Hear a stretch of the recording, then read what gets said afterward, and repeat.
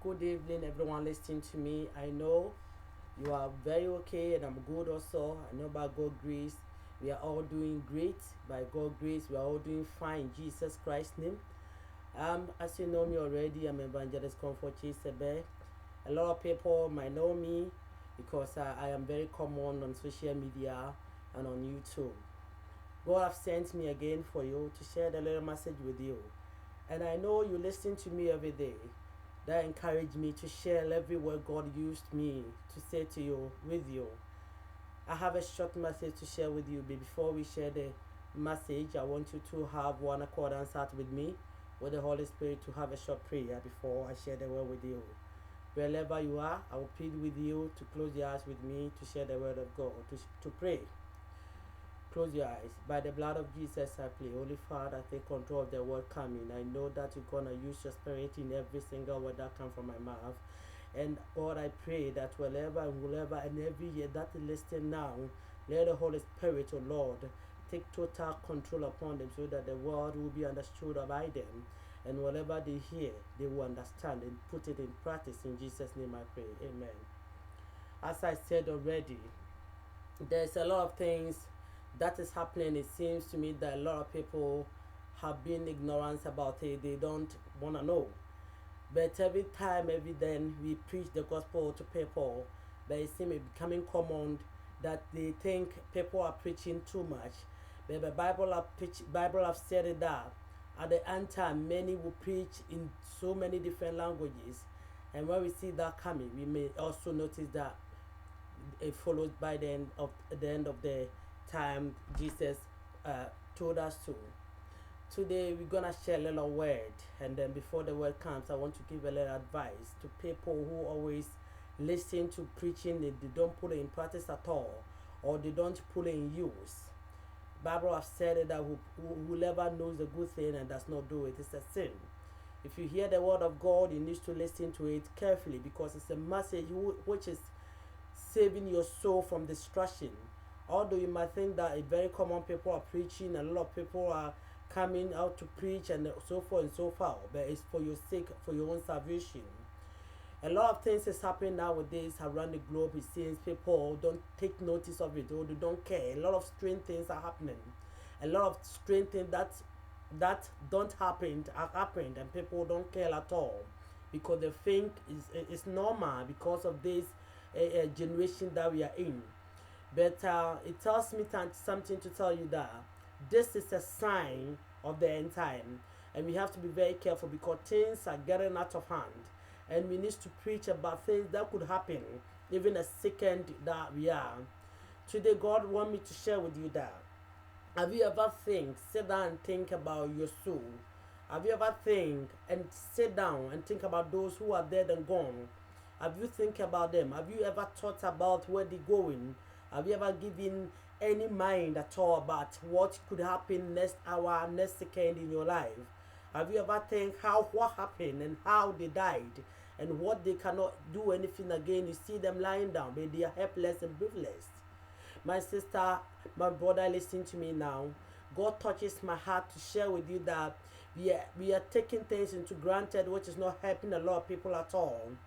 We are taking things in normal way, which is not improving our social, our Christians, and everything that we're supposed to know.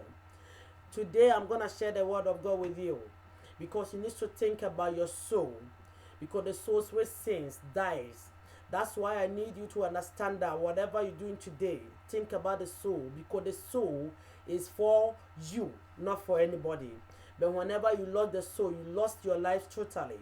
I'm sharing the word of God with you because I think about you and I love you so much, and I want you to understand a lot of things that you don't normally think to understand.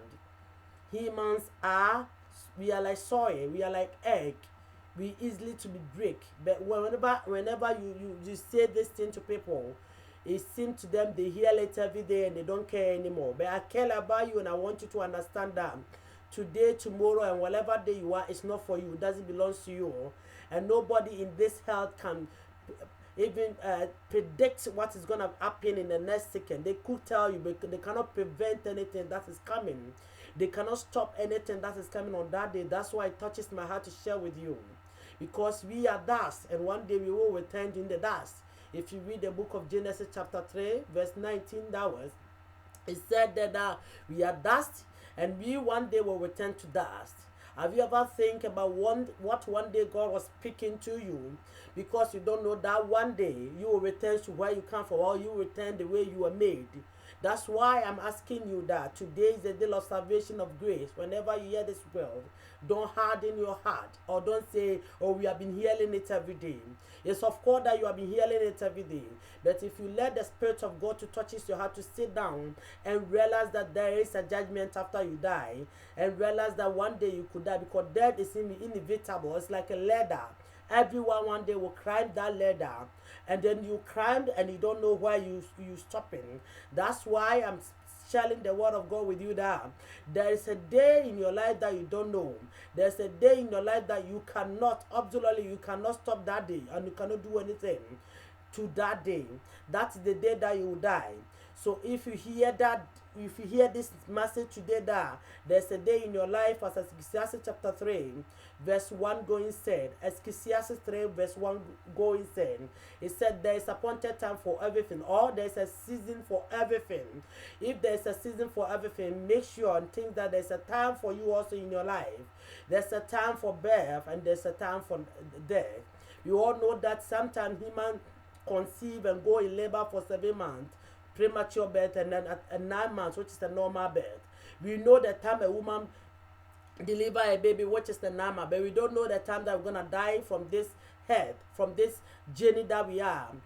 Here is a transit, and whoever will understand me will understand what I'm saying. We will not live in this health permanently. There's a time in our life that we will die. If you read Genesis chapter 6, it says something that when human begin to increase, human begin to bear beautiful children, and they marry to themselves. And God said to us that His Spirit will not dwell upon us again. So the time and the days we live on earth is 120. But I ask you, did we get 120 now? No. Why? Because the sins are increasingly going on in day out in our lives. Since being polluted and being enjoying to other people's life, since being common thing, since being lustful thing, and thing people receive in their life, because they don't want to know whatever is going to happen in their next life. They don't want to know what's going to judge them, or they don't even believe that there's somebody who exists. Most of us don't even believe in God. But I tell you that if there's nothing there, if there's no God, then human will not die. If there's no God, then the fish in the sea will not come.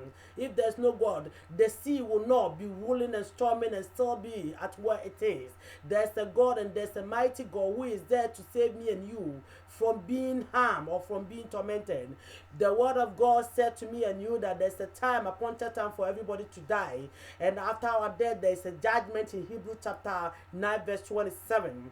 We will all die one day, but when we die, it's not done, it's not finished. We will give a judgment and accountability of everything that we've done on this earth. In Galatians chapter 6 verse 7, he said we cannot mock God, because God is God. We cannot mock Him. Whatever you sow on this earth, we're going to reap it in Jesus' name.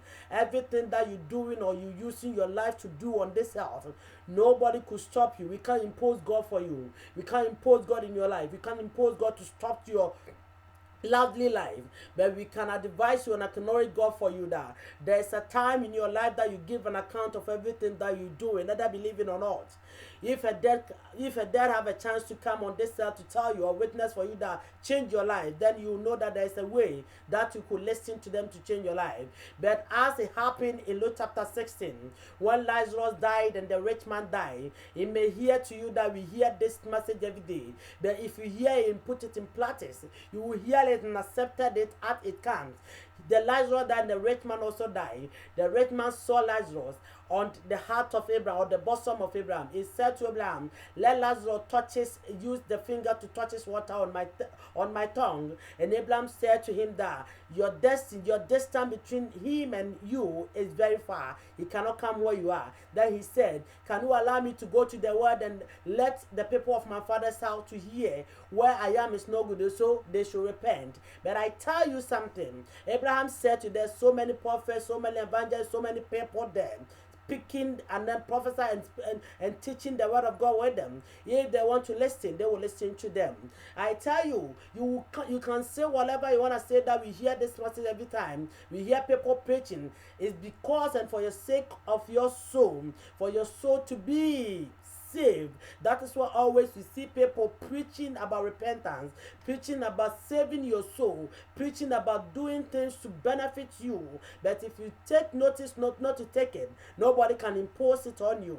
I encourage you today that whatever you are doing today, remember one day there is a God that you will stand in front of or before and give an account of everything that you do on this earth that you are. So you better think twice of everything that you use in your life is doing. Although you might not believe that after death the judgment, but if you believe the judgment after you're dead, if a dead could witness for you that there's a judgment before, then you will think twice. In Jeremiah 22 verse 10 it says something there.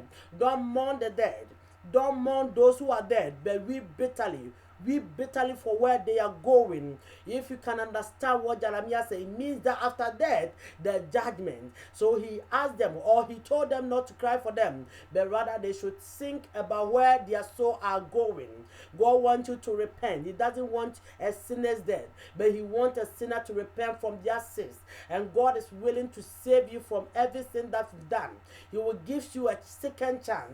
So if you listen to me now, because in the book of Revelation, chapter 21, it says something that he saw the big, the little, and then the old, and everybody standing before the throne. He saw the throne and people were standing before the throne. He saw the living, he saw the dead. He saw the riches and the poor. He saw them all in front of the throne, and they bring the book of life, and whoever name was not found on the book of life was thrown into the pit of hell, or the shower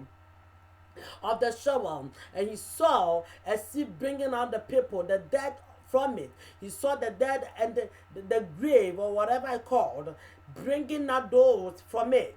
I'm encouraging God for you now that make your life upright. Let your life be pleased by God. Otherwise, after you die, you will regret it. You will get things that you've done on this earth. People are selling their body for money. People are doing lesbianism, homosexual. We cannot talk about them, because whenever you try to collect them, they say you are judging them. Things are getting out of hand. This world are becoming polluted. Everything on this earth is becoming strange. It's becoming very terrible, horrible. People are not themselves. People cannot escape from anything again.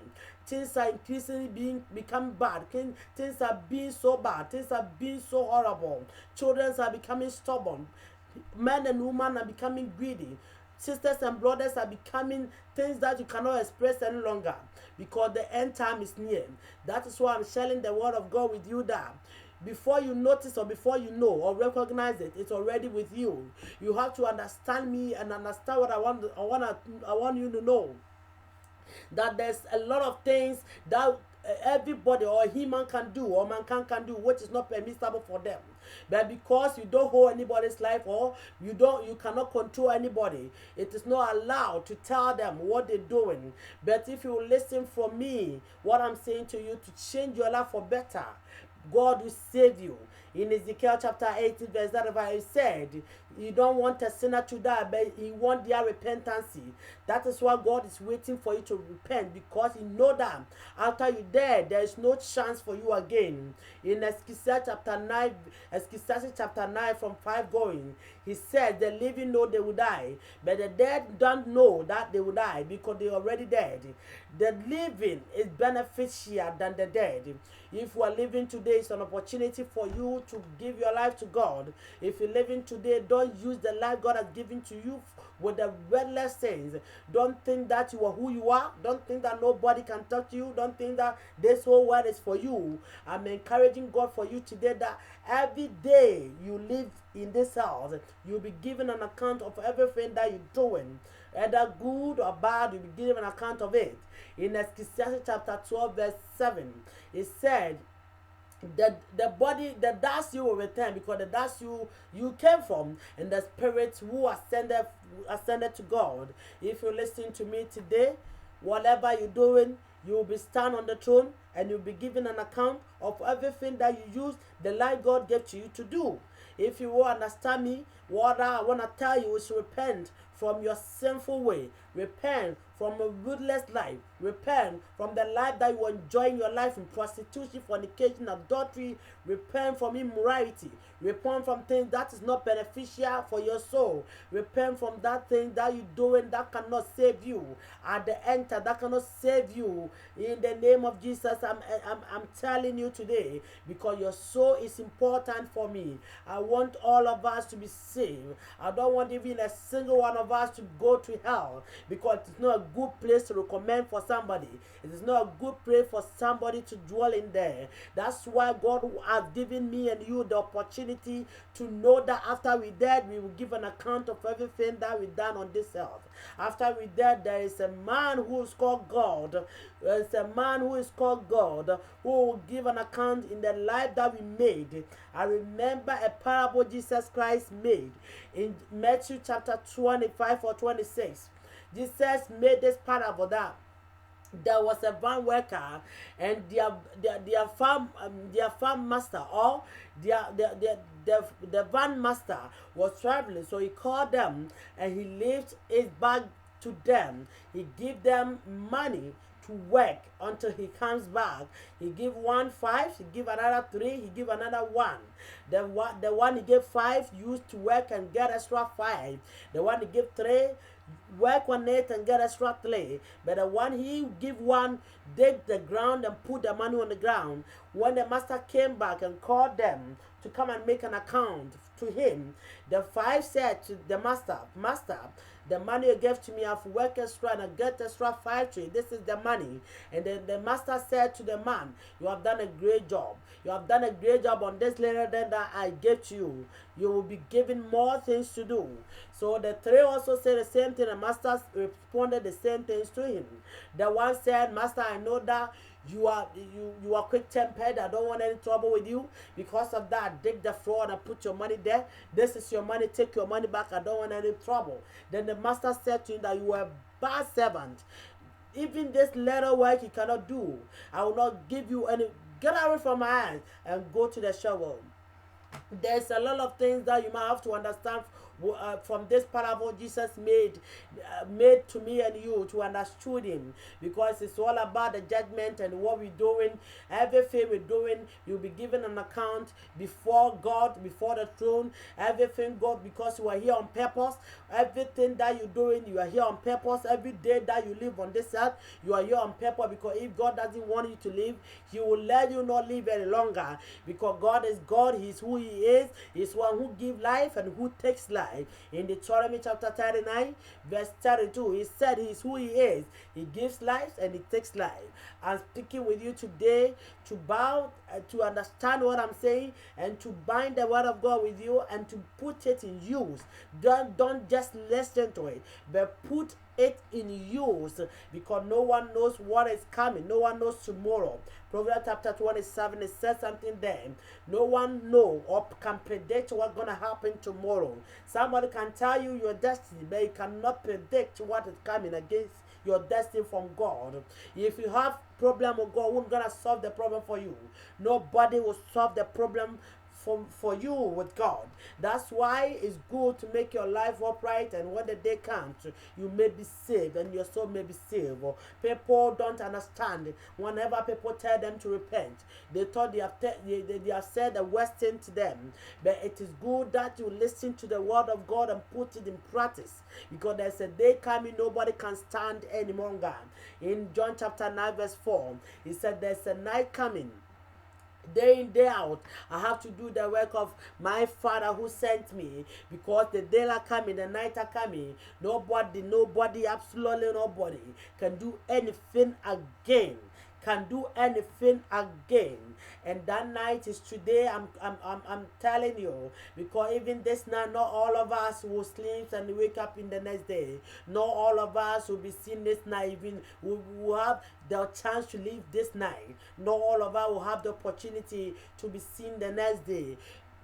our life is like a flower, it's like a shadow, it passes so quickly. So if you hear me pleading with you and sharing the word of God with you, because you're important to me, because I want you to be saved, because I love you, because I don't want you to go to the pit of hell, because I don't want your soul to be distracted or to be go to destruction. I want you to be saved, and I will love you so much that we all meet in the kingdom of God. We all rejoice together. We all have the chance to live again. We all have the chance to see ourselves and rejoice in God. That's what I'm encouraging you. I'm pleading with you. I'm begging you to take God as your personal savior now, because this world is not the world that we used to live in. This world have changed. Things have changed, and a lot of things are happening. Things are going wrong, and you need to listen to me this now for once and save your soul. I thank you for listening to me. Bow down again. Let me pray with you. Heavenly Father, I thank you for bringing your word. I know the word that you brought up for me gonna take a lot of things. It's gonna make impact from a lot of people's life. It will change things in their life, and they would listen and they will put it in practice. I know gonna change a lot of souls. It's gonna influence them to understand how you love them and how you want them to be saved. How you don't want them to put them on the fire, but you want their soul to be saved. You want them to live a better life. You want them to know you, and you know them in Jesus' name. But I thank you for bringing this word to us. I know you're gonna put this word in their heart everywhere they go. In the mighty name of Jesus, I pray. Amen. Thank you, beloved. And I know you're gonna take this word, and I know you're gonna put it in practice. I know there's a lot of things you're gonna do. May God bless you. May God be with you. May God show his face on you. May the favor of God comes upon you. May your soul be saved in Jesus Christ's name. Amen.